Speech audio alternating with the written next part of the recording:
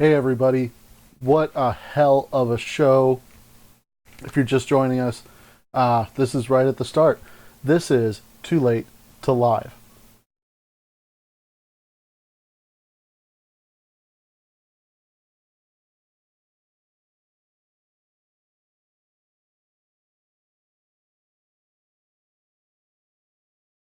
Great show, great show. New champ. I loved it. A lot of people are going to be upset. We're going to talk about every match individually. We'll get to everything in just a minute. I enjoyed the show with my Funky Buddha maple bacon porter. Loving it. My hope is that you can hear me better than the previous shows. Previous times it didn't come out very well. I went in, I adjusted some things, doing the lavalier mic. If it's not working, I will go ahead and there will be a version of this with the audio fixed up later. I'm recording this through OBS, so if there's stream issues, anything like that, there will be a version of this later on without any of that going on. So bear with me. On the pre-show, we had Cesaro getting very frustrated that he was left off the card. It was great. There was a lot of passion from him.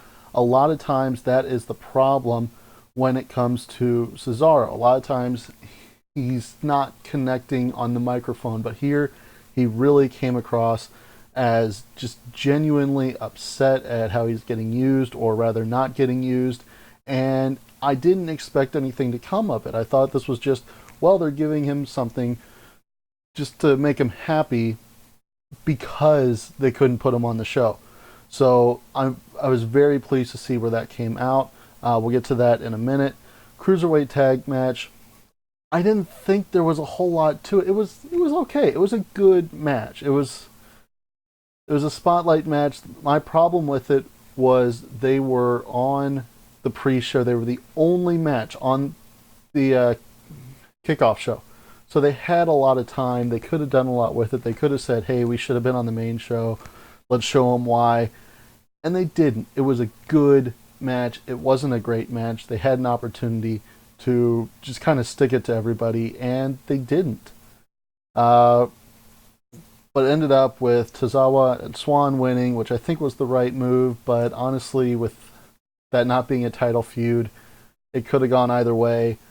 I don't think we're going to have one challenger to Neville at WrestleMania. I think WrestleMania, the ladder match that we've now had for probably a decade now, it started with the Money in the Bank and it's become the Intercontinental. I think this year it'll probably be for the Cruiserweight title. So we'll probably see all four of those involved in that match. So could have gone anyway. You had the breakup with Rusev and Jinder Mahal, which would pay off later. Then we had Sami Zayn versus Samoa Joe. Really good match. Just a nice Haas versus Bumper. You know, it's the same kind of match we've seen a million times, but when it's done with good people in those roles, you can watch it a million times. And Samoa Joe is a great Haas. Sami Zayn is a great Bumper. Samoa Joe needed to look good leading up to whatever he's going to do at WrestleMania. I don't think we know what role it's going to be quite yet, but while we're figuring it out, needs to be looking good. I think it was a great way to handle it. Sami Zayn passes out. He didn't tap. It's a good way to handle that. Tag team championship match. It was what it was. The entire time I was just thinking, hey, how much better would this be with a better tag team in there against Gallows and Anderson? Enzo and Cass just don't do much for me. I mean, they're great promos. Enzo especially. But they're okay in the ring. I don't like them as championship caliber tag team. I think that's one of the things that we kind of saw happen as a result of the brand split, was we had so many great tag teams and we could have had a really good two-level tag team division. You know, a solid championship and a solid mid-card, and they would have been great mid-carders. But because they split them up between the two shows, we don't have that kind of depth for them to really kind of carry a tag team mid-card. So that's what they're doing. Gallows win. Love it. Glad they do. I can't wait to see where they go into WrestleMania with it. If it's going to be triple threat, looks like it might be. If Cesaro ends up getting another shot, I want to see where it goes. I want to see Gallows and Anderson look strong going into that next one. I'm looking forward to wherever that happens to be. Sasha and Nia, we saw it not that long ago that this is another division that should not have been split up. They should have been all on one show or the other, and that's why we're having this problem. Nia looked strong. Sasha got to look like she got lucky, or she outsmarted Nia at the last minute. She got lucky, and it ended up being okay. Well, I think we'll see them involved, both of them, going into WrestleMania. We finally saw Jinder come out and get his match. He ended up going up against Cesaro, and Cesaro ended up winning. It was not a good match. This was the first one-on-one match that these two have ever had. Jinder Mahal, there's a reason why he doesn't get the kind of attention that Cesaro does. You know, they're both kind of similar in that they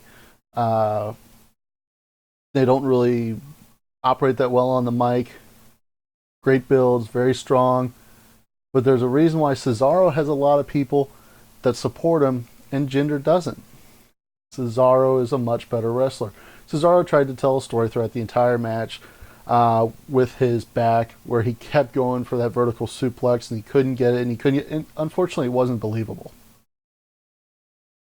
The idea that Cesaro, just because he was a little bit injured, a little bit banged up, not even like risking taking time off, but just banged up, he couldn't get Jinder over his head was ridiculous. I don't think they should have gone with that, but whatever, it is what it is. And we had Rusev's match.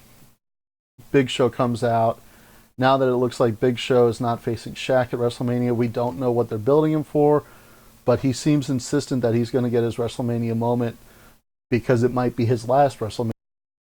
So they really wanted to put him over big. He ended up looking really strong in this match, which is a real contrast between the last time Big Show and Rusev met. Last time they met, Rusev was the one getting the monster push, so Rusev looked like $1 million. This time it was the other way around. Big Show gets the win. Love to see where that heads into. Cruiserweight Championship, match of the night in my mind. This is what the Cruiserweight tag team match should have been, where they said, you know, we're going to go out and we're going to steal the damn show. This is a match like you would have expected Pac, back when Neville was Pac, to put on in some armory out in Reseda, you know, instead of on a main, you know, on a pay-per-view for Raw. This was a hell of a match. Just some crazy spots going on, but some really good storytelling. The two of them really had a chemistry that I didn't expect them to have. You know, they don't have a lot of history together. It doesn't look like they met on the Indies at all. Jack Gallagher was doing completely different stuff before he got signed, and not a lot of it. He didn't have a huge body of work before he got signed to WWE, and none of it seemed to be with Neville. So for them to have gelled like this in such little time is amazing, and for them to put on that match was great. Neville came out on top, which I don't think was a surprise to anybody. Then the New Day came out, and whatever Big E was doing, I loved. He kind of looked like Festus on Ecstasy, with the kind of dead-eyed drool. And then just starting to feel Xavier and Kofi, like, just whatever. It was very weird, but it was fun. It kind of distracted from everything, but I would imagine that just like WrestleMania last year kind of built up to the New Day in a giant cereal box, something at WrestleMania with them is going to have to do with ice cream, whether it's a giant bowl of ice cream or what. Somehow this is leading up to their WrestleMania spectacular. As, you know, as hosts, no idea if they're going to have a match or not, but they're going to be doing something big. And I can't wait to see what that pays off for. This is becoming a running theme of stuff happening tonight. Then Roman Reigns and Braun Strowman, typical main event style Hoss match, which works well because that's what they are. That's how it should have been. I loved it.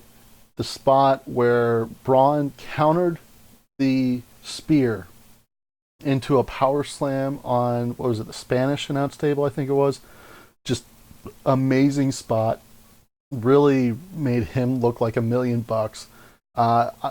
People are going to be upset that Roman won, but the fact that it took him so much work and he got beat up so much really makes Braun look good. Braun wasn't, he's not winning the championship until after SummerSlam. He doesn't need to win this match yet. He just needs to look solid. This made him look solid. It's the outcome it should have been. I'm happy with it. I'm hoping most people are. But with the way people feel about Roman, I'm not going to hold my breath. Women's Championship, good match. Not great. They've had better. Really kind of spoiled by the ending. Sasha comes down, helps Bayley, cheats for Bayley after Charlotte sent Dana away. Said, I'm going to do this on my own. And the commentators played that up. You know, they said, Dana's gone. This is all Charlotte being, just. And she's getting screwed out of the belt. But then on Raw Talk, they didn't really address it.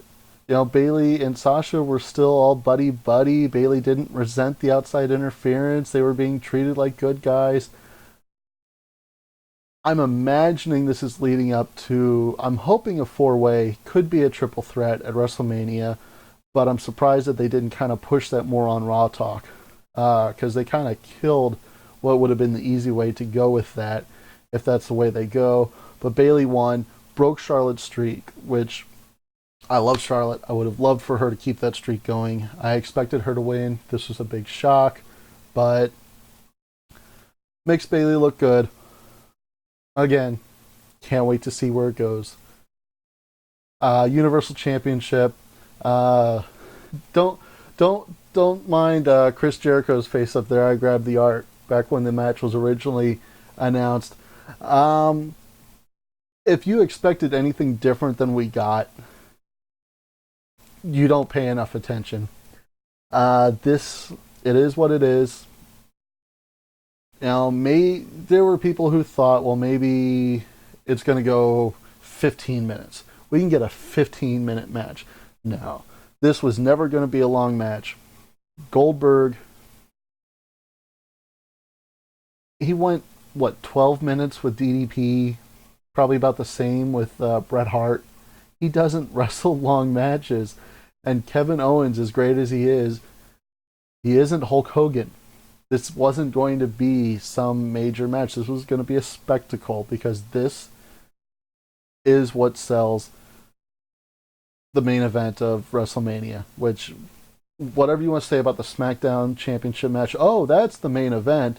Randy Orton won the WrestleMania main event at the Royal Rumble.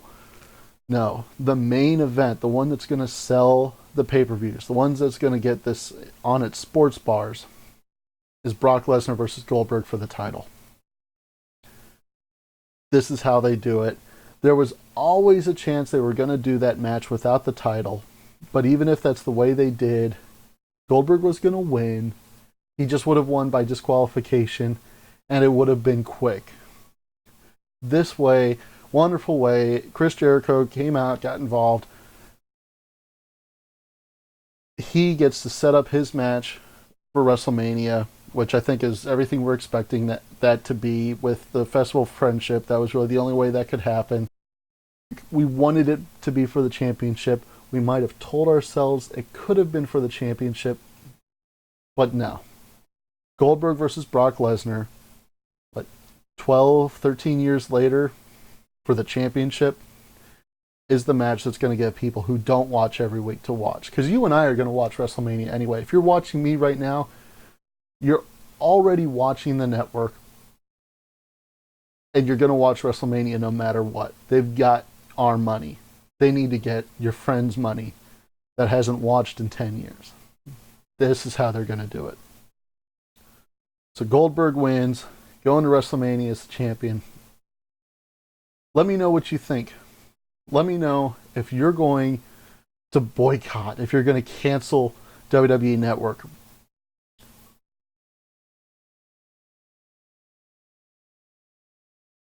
Tell me what you thought in the comments. I have the regular Too Late to Sleep coming this weekend. Don't know how my new work schedule is going to affect it yet. The shows are going to be going up at the same time, but the Reddit threads, I don't know